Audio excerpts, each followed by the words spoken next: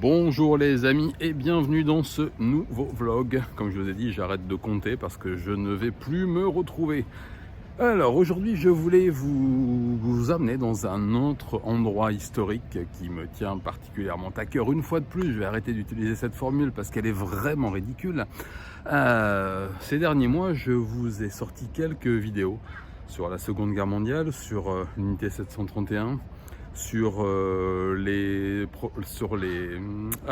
îles Ogasawara et le cannibalisme sur les îles Ogasawara et d'autres sujets encore qui traitent de cette période qui, comme vous le savez, à l'instar de la période Meiji, me tient particulièrement aux tripes. Je ne vais pas dire à cœur parce que sinon vous allez me prendre pour un gros neuneu. Et aujourd'hui, c'est sur l'un de ces sites que j'ai décidé de vous emmener.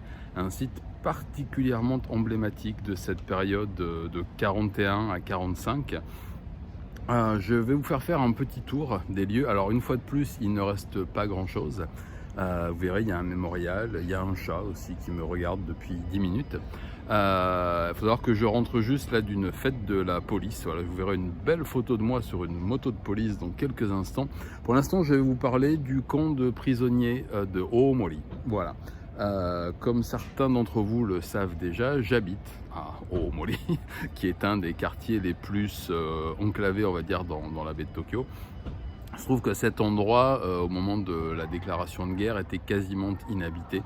Il était principalement peuplé de cultivateurs d'algues nori, de pêcheurs et de marins en général, mais la plupart des terres émergées, il n'y en avait pas des tonnes non plus à l'époque, étaient inoccupées. Donc au moment où les premiers prisonniers américains d'abord ont été abattus, les avions puis ensuite les bateaux, et certains prisonniers rapatriés des îles Mariannes et de toutes les îles qui étaient occupées certaines fois par des postes avancés de ce qui deviendrait les Alliés ensuite, donc principalement des Néo-Zélandais à l'époque, des Australiens, des Britanniques cantonnés là-bas, des Français aussi d'Indochine, et d'autres personnes qui faisaient obstacle au développement de l'Empire. Toutes ces personnes arrêtées étaient pour la plupart exécutées, mais une petite partie était rapatriée sur l'île mère, dans la mer patrie, donc à Tokyo, et enfermée dans un camp de prisonniers, qui n'était pas un camp de la mort comme certains ont pu le dire, mais bien un camp de prisonniers, un camp de travail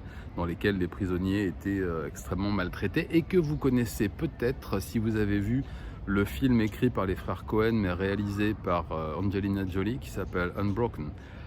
Et qui raconte l'histoire de ce soldat américain d'origine italienne qui était champion alors je sais plus si c'est du 200 ou du 400, enfin en gros champion de course, et qui s'est engagé dans l'armée comme tous les garçons de son âge après Pearl Harbor, qui s'est retrouvé prisonnier ici et qui a été pris en grippe par un personnage qui a réellement existé, qui était le capitaine Honda, qui était le commandant du camp pendant un moment et qui a été à l'origine de beaucoup de morts parmi les prisonniers.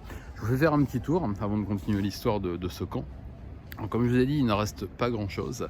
Voilà, vous allez voir derrière moi, il y a une statue, une Kannon, une déesse bouddhiste, qui est là pour veiller sur les âmes des défunts. Ce qui est étrange parce que la totalité des prisonniers morts ici étaient chrétiens ou juifs. Mais bon, en tout cas, voilà, quand le camp a été détruit en 1945, on y a construit ce petit mémorial. Voilà. Autour, les grands bâtiments que vous voyez, ce sont les bâtiments du boat race, donc des courses de bateaux, parce que juste à côté de chez moi, il y a un truc très très bruyant. Alors je vais vous montrer, voilà, il y a l'entrée qui est là-bas, qui c'est le circuit de course de bateaux, ces espèces de Formule 1 sur l'eau qui sont extrêmement dangereuses, où beaucoup de gens meurent. Voilà, je vais vous faire un petit tour du mémorial, ensuite je vous reprends pour vous raconter la suite et la fin de ce lieu assez emblématique des périodes dont je vous ai parlé récemment. J'ai quelques anecdotes à vous donner aussi, allez, à tout de suite. Il y a le chat qui est toujours là, vous allez voir, il est magnifique.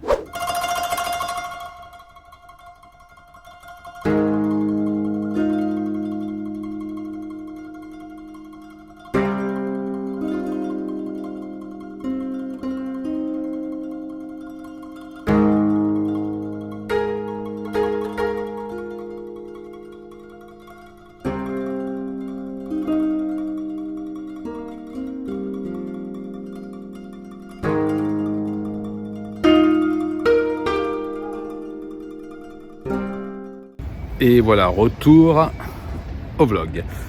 Donc comme je vous disais, pardon, là, j'en perds mon latin et mon français. C'est donc ici, sur cet emplacement qui était autrefois à moitié sur l'eau, que se tenait le camp de prisonniers de Oomori, dans lequel donc a été emprisonné Zamperini, ce champion olympique de course d'origine italienne, mais qui était citoyen américain et engagé, qui est un des seuls à avoir réussi à tenir, je crois que c'est 3 ans qu'il a passé ici, qui en est resté marqué à vie comme beaucoup, et qui a subi justement les brimades du capitaine Honda. De sinistre mémoire, qui s'est suicidé au moment de sa capture, qui a réussi à se suicider avec une serviette, il me semble, de toilette en prison. Avant d'être jugé, il aurait très certainement fait partie de la charrette pour le procès de Tokyo. Il aurait certainement été pendu avec Tojo et toute la bande, parce que on a des centaines de preuves des exactions qu'il a commises dans son camp. Il faut savoir que c'est quelqu'un qui était encore dans cette mentalité du Sonnojo, et vous savez, révérer l'empereur et bouter les barbares, donc il détestait les étrangers, qui a exigé de la part de tous les prisonniers américains, australiens, anglais, il n'y a pas eu de français ici, mais il y en a eu un peu plus bas dans un autre camp vers Yokohama. Il y a eu quelques Français aussi. Il faut savoir que sur ce camp, le camp de Oomori, donc là où on est en ce moment, où je suis en ce moment, il y a eu 606 prisonniers qui ont passé 3 ans et demi au maximum, 4 ans non pour les plus. 41 sont morts. La plupart du temps sous les brimades, les tortures. Ils ont été affamés, ils ont succombé, on va dire, aux brimades que leur imposait Honda, et puis aussi ces petits capots, parce qu'il avait une bande. Je vous conseille un livre de Ikegami, je ne me rappelle plus du nom du livre en traduction, mais c'est L'enfer au bord de la mer, je crois que ça s'appelle. Je vous mettrai le lien en description, et qui raconte justement les mémoires, c'est les mémoires retranscrites sous la plume d'un journaliste d'un ancien gardien de ce camp. C'est assez intéressant, c'est même très très intéressant d'avoir le point de vue de quelqu'un qui refusait. Alors bon, il y a beaucoup d'anciens gardiens de camp qui, après coup, ont dit qu'ils avaient refusé, que ce soit au Japon, en Allemagne ou ailleurs, que eux n'étaient que des petits exécutants qui n'étaient pas au courant de ce qui se passait, etc. Bon, pour avoir lu le livre, j'ai tendance à le croire, mais enfin, j'étais pas là. Toujours est-il que ça donne une idée de ce qui se passait dans ce camp de Oomori. Même s'il n'est pas parfait, je vous recommande quand même de voir le film de Jolie, là, Unbroken, qui est vraiment pas mal, historiquement assez fidèle, que ce soit sur la partie américaine, de tous ces garçons qui partent s'engager comme des fous au moment de Pearl Harbor. Je vous en ai parlé d'ailleurs dans la vidéo sur les cannibales de Ogasawara. Le jeune George Bush s'est engagé aussi juste après le bombardement. Là, vous verrez que le jeune Zamperini, ce jeune athlète, s'engage exactement pour les mêmes raisons. Il y a ce choc des civilisations qui est extrêmement bien ressenti dans ce film, malgré ses défauts. Encore une fois, je vous parle pas d'un point de vue technique, je trouve que la réalisation est extrêmement faible, bon voilà, c'est un bon film, mais c'est un des seuls témoignages, qui n'a rien à voir avec, par exemple, un film comme Folio qui se passe en Thaïlande, je crois, où les choses étaient assez différentes. Là, on est sur le territoire japonais, on est face à une armée japonaise qui pense qu'elle va gagner, qu'elle va tout rafler, qu'elle va dominer le monde. Même le capitaine Honda en parle à plusieurs reprises, que de toute façon l'Allemagne et le Japon vont bientôt dominer le monde et se partager la planète, comme dans comment s'appelle The Mine High Castle, qui est aussi une très bon livre, et une très bonne série, enfin une série pas mal, et justement il y a cette espèce d'utopie qui est évoquée à maintes reprises par Honda, dont on parle justement justement dans l'enfer au bord de la mer, là dans la nouvelle, et dans le livre, pardon, et un petit peu dans le film dont je vous parle. Enfin voilà, tout ça se passait ici. C'est assez étrange d'être sur ce lieu-là. Aujourd'hui, vous voyez, derrière moi, il y a un parking aérien. Voilà, qui se prolonge jusqu'au bord d'un canal qui a été bouché, maintenant qui était encore en activité quand moi je suis aménagé ici. Et qui était donc là l'emplacement de la statue là, que vous voyez derrière, de la Canon. C'était le pilori, c'était l'endroit où se dressait le poteau où étaient attachés les prisonniers pour être battus à coups de canne, parce que c'était la spécialité, on va dire, du capitaine Honda, c'était de battre les prisonniers à coups de canne. Il avait une canne de cavalier et une cravache, et il battait les prisonniers régulièrement. Certains sont morts sous ses coups, d'autres sous les coups de ses lieutenants. Voilà, je vais vous faire un petit tour, encore on va passer de l'autre côté, je vous fasse voir le pourtour, et le chat est toujours là depuis le début. Voilà, il veille les âmes des morts. Je vais faire un petit tour et puis je vous reprends pour une petite conclusion. Allez, à tout de suite.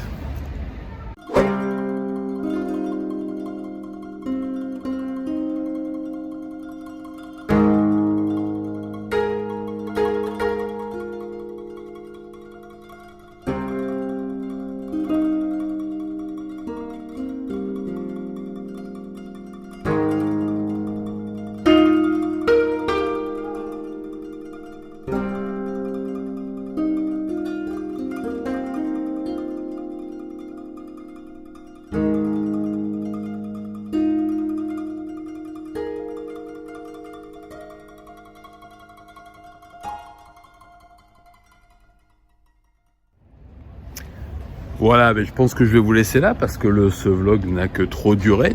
En tout cas, j'étais content de vous montrer cet endroit. On va reparler sans tarder de cette période de la Seconde Guerre, enfin j'espère Seconde Guerre mondiale, ne jamais dire Deuxième Guerre mondiale, pour d'autres sujets qui devraient sortir au printemps, parce que là, comme je vous ai dit, on va parler beaucoup d'Air Meiji, d'Air Edo, et de choses qui sont tellement importantes et qui me passionnent tellement, vous le savez, mais tout me passionne. Et on reparlera très certainement de cette période à la rentrée d'avril, bien sûr, pas à la rentrée de septembre, parce que c'est trop tard vu qu'on est en décembre, donc c'était là, enfin bon, ferme là. Voilà, bon, écoutez, j'espère que ce petit vlog vous aura plu. Je vais vous situer ça en description. À chaque fois j'oublie, mais cette fois-ci je vais le faire. Je vais vous situer ça en description sur une carte pour que vous voyez à peu près où c'est. Je vous ferai peut-être d'autres vlogs dans le coin parce qu'il y a énormément d'endroits dont je vous parle dans mes vidéos. Celui-là, je vous en ai parlé à maintes reprises. Dernière chose sur cet endroit, il faut savoir que les 17 prisonniers américains qui ont été déportés vers le Manchukuo, vers la Chine, occupés, et qui ont été confiés aux bons soins de ce bon docteur ici, l'unité 731, ont séjourné ici pendant quelques semaines.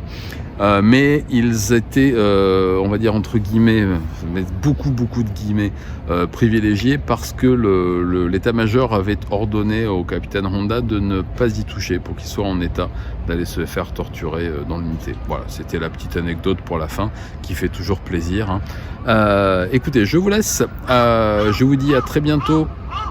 Voilà, et le corbeau vous dit au revoir aussi. Je vous dis à très bientôt pour un nouveau vlog, très certainement dans la région encore une fois. Et merci à tous pour vos gentils commentaires. À très bientôt. Allez, matane. Et non pas matane, puisque j'ai oublié de vous parler du prisonnier le plus célèbre du camp, que les plus âgés d'entre vous connaissent certainement au moins par la fiction. Je veux parler de Gregory Pappy Boyington, un héros de l'aviation américaine, ancien membre des Flying Tigers, qui décima les héros japonais au-dessus du Pacifique et au-dessus du Manchukuo au début de la guerre, puis réaffecté dans les Marines aux commandes de son célèbre corsaire, qui fonda l'unité des Black Sheep, les brebis galeuses, les moutons noirs, les brebis galeuses, avec des pilotes émérites comme lui, et qui fut plus connu plus tard pour la série adaptée de ses mémoires Bla Bla Black Sheep, connu en français sous le nom de Des Têtes Brûlées, voilà, avec Robert Conrad qui jouait son rôle. Toujours est-il que ce pilote de talon s'est fait abattre sur le bord du Pacifique côté côte japonaise et a été capturé par un sous-marin. Il a été déclaré mort, mais en fait il ne l'était pas. Il était prisonnier dans des camps, dont celui de Omori, et il n'a pas été déclaré au titre de prisonnier de guerre, POW. Pour éviter justement que les Suisses et la Croix-Rouge viennent mettre leur nez dedans, parce qu'ils venaient visiter régulièrement les camps. Donc il a été trimballé de camp en camp. Il a connu Zamperini, notamment au camp de Omori, et il a été torturé puisqu'on lui a demandé de faire partie de ces prisonniers à qui on accordait des grands privilèges s'ils allaient parler à la radio japonaise, la radio de propagande, pour dire dans quelles conditions merveilleuses ils étaient traités et à quel point le Japon était un pays fabuleux. Bon, et bien tout cela m'a donné fortement envie d'aller revoir cette série que j'adorais quand j'étais gamin. Tiens, ça devait être prémonitoire ça. Allez, cette fois-ci c'est vraiment la fin, je vous laisse mataner et à bientôt pour un prochain vlog qui arrive très très vite, je vous le promets.